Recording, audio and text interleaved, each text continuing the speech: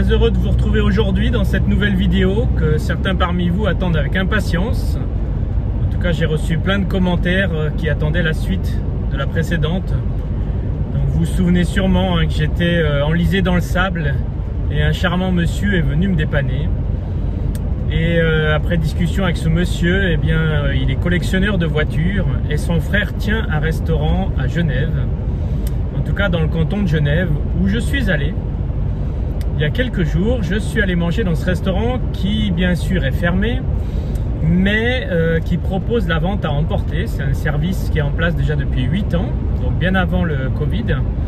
Et donc je me suis rendu dans ce restaurant. Donc je vous propose de commencer cette vidéo par la rencontre avec Laurent Garrigue, qui tient donc le restaurant au Renfort à Cesnien dans le canton de Genève.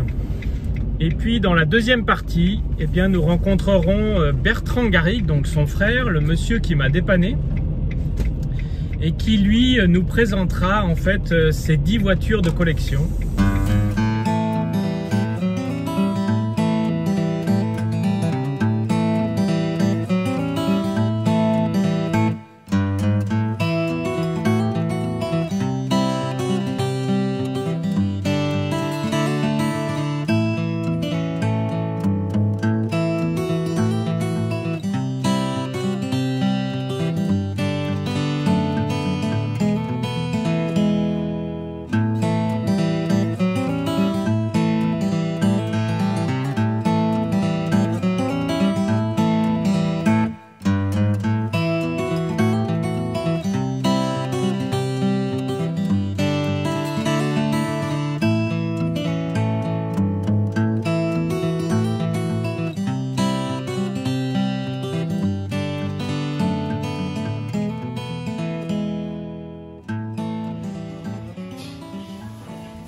Bonjour monsieur, je voulais vous voir parce que c'est votre frère qui m'envoie. On m'a parlé de vous il y a peu de temps, c'est ça? J'étais à Soulac-sur-Mer, en sablé, et il est venu sortir du sable. Avec un camping-car. Avec un camping-car. Ouais, ça y est. Vous êtes au courant? Oui. Les coups du sort. Puis en plus, vous êtes genevois, et moi je suis à Genève. C'est pas incroyable? C'est ça, oui. Hein? Je lui dis comment je peux vous remercier. Il me dit allez manger chez mon frère, Ah, c'est gentil. qui est à Genève. Merci. Et c'est comme ça que j'ai su que vous aviez un restaurant ici, Voilà. que je connaissais pas du tout.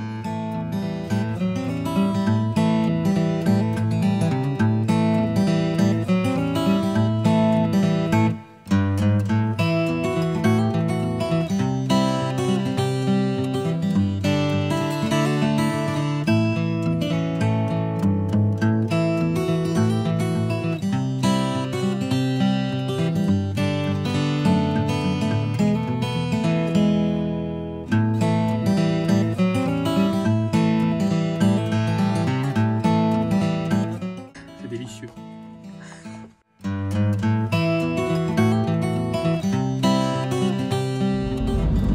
Voilà, je vous propose maintenant d'aller visiter le garage de Bertrand Garrigue, le monsieur qui m'a dépanné, qui m'a sorti du sable gentiment, et qui donc est collectionneur de voitures, et qui m'a ouvert gentiment les portes de son garage.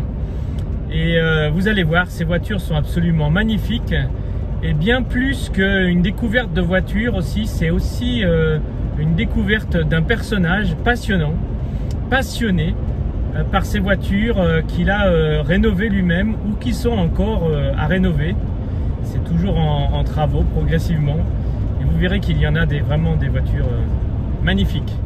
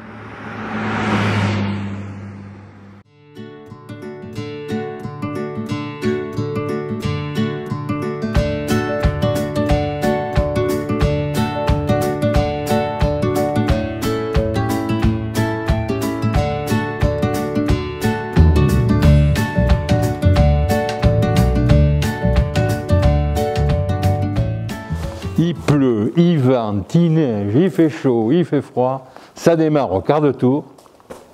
C'est extraordinaire, hein. C'est une voiture extraordinaire. Je voulais la vendre, mais ça me fait mal au cœur. Celle-là, un allumage électronique. Ça marche, mais remarquablement bien. Là, à 80, on est royal, hein. Ça monte à 120. Normalement, elle est d'origine, elle n'a pas été refaite. Parce que je vois là, des trucs comme ça, quand on repeint, ça disparaît, ça. Il n'y a absolument aucune bavure sur les plaques. Il y a le numéro encore de production ici.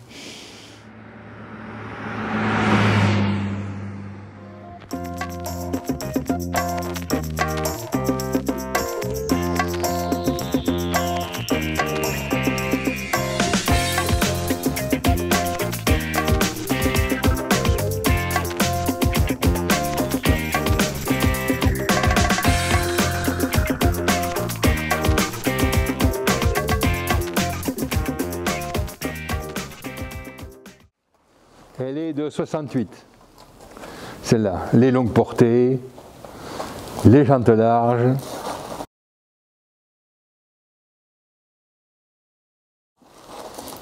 Et c'est une vraie Cooper, c'est pas une 1300, c'est une 1000.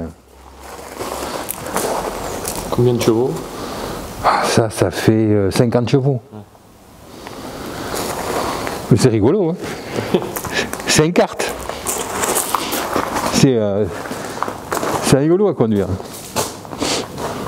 Bon, c'est un peu dur, hein. Surtout qu'ils ont mis un petit volant parce que c'était la mode de mettre des petits volants. Et les petits volants, ça tire dans les bras, hein. Et là, le compte-tour, elle a tout, quoi. Tout comme il y avait à l'époque.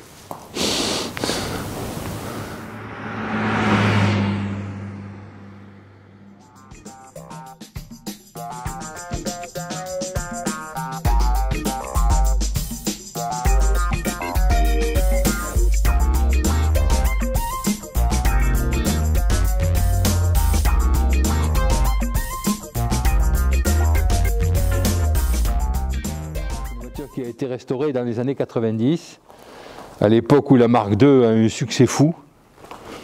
Elle est montée à des prix déments, et puis après ça s'est un peu même beaucoup tassé.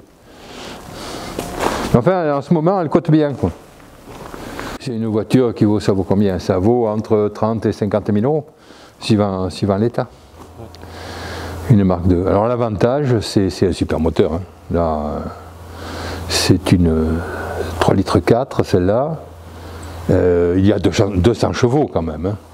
Donc pour 1967, c'était pas mal, hein, 200 chevaux. Le fameux et le magnifique 6 cylindres en ligne, arbre à cam en tête. Alors le filtre à air là masque tout. Mais c'est un très très beau moteur, un peu lourd, mais très très beau. Donc c'est un moteur qui date des années 50, hein. Donc 2 arbres à cam en tête. 6 cylindres en ligne. Ça va très très très bien. Là, ça avance exactement comme une voiture moderne, et même plus vite que la plupart. 200 chevaux, c'est énorme. 220. C'est énorme. C'est énorme. Pour l'époque, vous vous rendez compte, en 1960, quelqu'un qui avait une voiture de plus de 200 chevaux, une berline avec laquelle on allait au bureau tous les jours, quoi. Et puis elle a une ligne absolument splendide, elle est réussie de partout cette voiture. Pour moi, c'est une des plus belles voitures qui ait jamais été produite.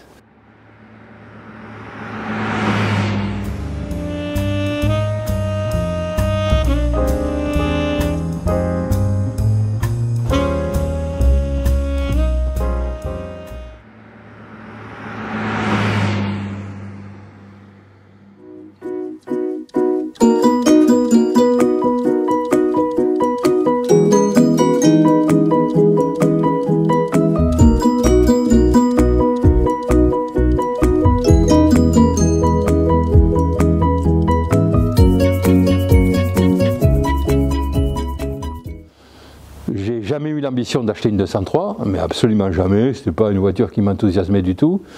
Mon père a détesté les Peugeot, parce qu'on était cons à cette époque-là, bon. Mais c'est un mécanicien de mes amis qui me dit, écoute, il y a une 203, elle est à 300 mètres de chez toi, il faut que tu l'achètes. Parce que, il me dit, c'est moi qui l'ai entretenue, elle marche parfaitement. Alors elle n'était pas belle, hein, du point de vue peinture. Elle n'était pas trop bugnée, un petit peu peut-être, mais pas beaucoup. Mais elle était moche, et l'intérieur était super moche. Donc ça, je l'ai fait refaire ici, repeindre. Là, on a bien travaillé, c'est une peinture d'époque. Ça existe toujours, c'est-à-dire, comment ils appellent ça les carrossiers? Brillant direct. C'est-à-dire qu'aujourd'hui, on fait une peinture et on vernit par-dessus. Ouais. Alors que là, c'est seulement la peinture qui est brillante. Alors c'est moins bon, hein, parce que je crois que ça souffre surtout beaucoup plus du soleil, si j'ai bien compris. Mais c'était comme ça à l'époque, donc on est reparti comme ça. Et c'est une voiture qui va... Mais je suis allé très loin avec. Hein. Elle va très très bien, elle va pas bien vite, c'est un veau. Hein. 40 chevaux. ça donne des proportions. Mais c'est très confortable, alors là quand même, hein, c'est très confortable. La direction est douce et précise. C'était super. Enfin, voilà. Il a fallu que j'achète cette voiture pour me rendre compte de ses qualités.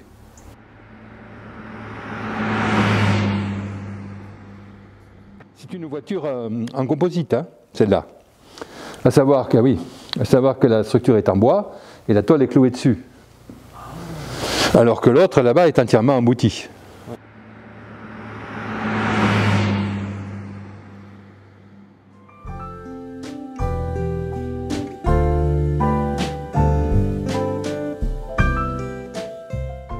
Jusque dans les années 50, les voitures de luxe françaises avaient le volant à droite.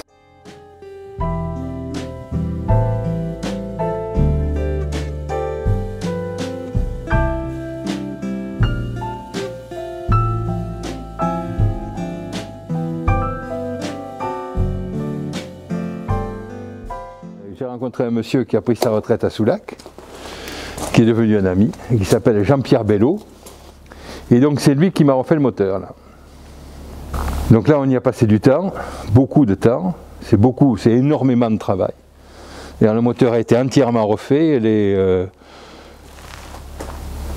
cylindres, c'est-à-dire qu'on a mis des cylindres de chemises neuves, chemises sèches, hein, mises en force, chemise, piston, embiellage, rectification du vilebrequin. L'arbre à cam a été entièrement refait, les soupapes, les culbuteurs, tout a été refait. Le moteur est neuf, entièrement neuf. Il a 1500 km. Quand j'étais enfant, mes parents n'étaient pas très fortunés et j'allais à l'école comme tout le monde. Et donc il y avait un garçon qui est mort aujourd'hui, qui s'appelait Monsieur Sajous, et dont les parents étaient très riches. Et donc on venait le chercher en Hotchkiss à l'école, et j'étais jaloux de ce garçon, et j'ai dit moi aussi un jour j'en aurai une, et bien maintenant j'en ai deux.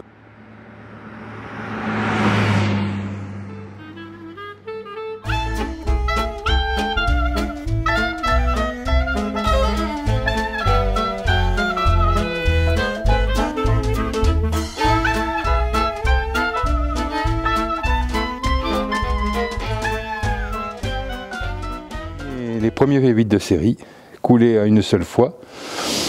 C'est Ford qui avait initié ça.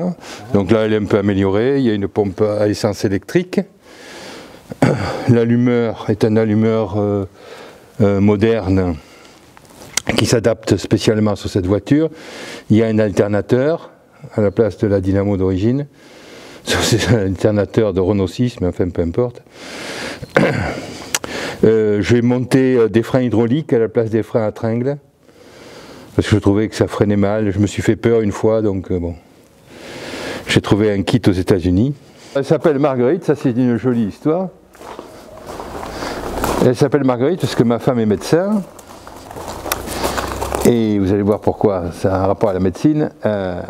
Quand j'ai acheté cette voiture au Portugal, j'habitais Bordeaux et j'avais pas de garage. Donc je travaillais dans je dirigeais une entreprise, donc je l'avais mise là-bas, mais ça faisait quand même pas bon effet. Vous ne pouvez pas la laisser, la voiture du patron, là, bon, c'était pas une solution. Mais j'avais des difficultés à trouver un garage. À Bordeaux, ça coûte une fortune. Et donc, ma femme avait comme patiente une dame qui s'appelait, elle est morte aujourd'hui, elle est morte à 106 ans, qui s'appelait Marguerite, qui avait pas tout à fait 100 ans à l'époque, hein, si, elle avait 100 ans déjà, et qui avait une grande maison avec un immense garage au milieu. Et donc c'est elle qui nous a prêté son garage pour mettre la voiture. Voilà. Et c'est comme ça que nous avons stocké et révisé, parce qu'elle était en bon état, mais pas état concours quand même, loin de là, Marguerite. Et cette voiture, elle a plein d'anecdotes. Alors ensuite, donc une fois qu'elle a été dans le garage, j'ai voulu à la fois l'améliorer, en tout cas la remettre en route proprement, et moi m'initier à la mécanique. Parce que je n'avais rien à voir avec la mécanique à ce temps-là. Donc je parle à ma femme et je lui dis, est-ce que tu n'aurais pas dans ta patientèle un monsieur qui serait professeur de mécanique et qui voudrait bien me donner des cours? Ça, on travaillerait sur Marguerite. Et donc elle en parle, et elle en parle en particulier à une dame qui est sa professeure de broderie. Ma femme fait de la broderie, très belle d'ailleurs, et donc elle a une dame qui s'appelle Maïté, qui est professeure de broderie. Et cette Maïté, j'en entendais parler, mais depuis longtemps. Hein. Et donc, elle lui explique le cas. Elle dit, mais oui, mon mari, il est professeur dans un lycée professionnel. Il vient de prendre sa retraite, mais c'est avec plaisir qu'il initierait ton mari à la mécanique. C'était une bonne nouvelle. Et donc, bien sûr, elle lui demande son adresse. Alors, il se trouve que mon épouse exerce sous son nom de jeune fille et pas sous son nom de femme mariée. Et donc elle connaissait Brigitte Senan, elle ne connaissait pas Brigitte Garrigue. Et donc elle lui donne l'adresse, alors Bertrand Garrigue. Oh, lui dit la Maïté en question, mais Bertrand Garrigue, mais vous n'habitez pas du côté du jardin public à Bordeaux? Et si, Brigitte, pas loin. Elle dit, je crois que je le connais. Et en effet, ça, si on se connaissait, ça faisait très longtemps qu'on ne s'était pas vu, on avait fait du scoutisme ensemble. On était éclaireurs de France, voilà. C'est fou, hein. Et Jean-Pat, mais on a fait du scoutisme très tard, c'est-à-dire on était adultes. Hein. J'ai arrêté le scoutisme, j'avais 27 ou 28 ans. Et Jean-Patrick, son mari donc, et Maïté également, faisaient partie aussi de l'encadrement du scoutisme, les éclaireurs de France, précisément. Et voilà, on s'est retrouvés 40 ans après, grâce à Marguerite. C'est fou ça, hein?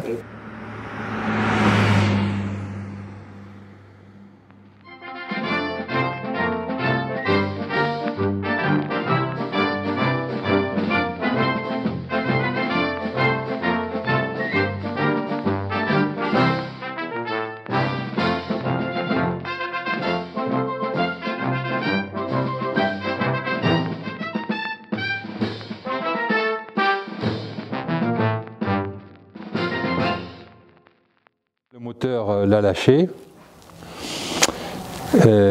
Ça fait 1 an qu'il est chez le rectifieur. C'est pas facile non plus à trouver des amortisseurs. Alors ça, c'est pas du nougat. Ce sont des amortisseurs à bras. C'est pas des télescopiques comme on a aujourd'hui. Et cette voiture, en 1929, elle avait des freins hydrauliques d'origine. C'est pas mal, hein? J'espère que cette vidéo vous a plu. En tout cas, si tel est le cas, n'hésitez pas à mettre un petit pouce bleu avec un commentaire encourageant. N'oubliez pas non plus de vous abonner à la chaîne si ce n'est pas déjà fait. Et puis vous pouvez aussi appuyer sur la petite cloche, comme ça vous êtes informé pour la prochaine vidéo. Allez, à bientôt!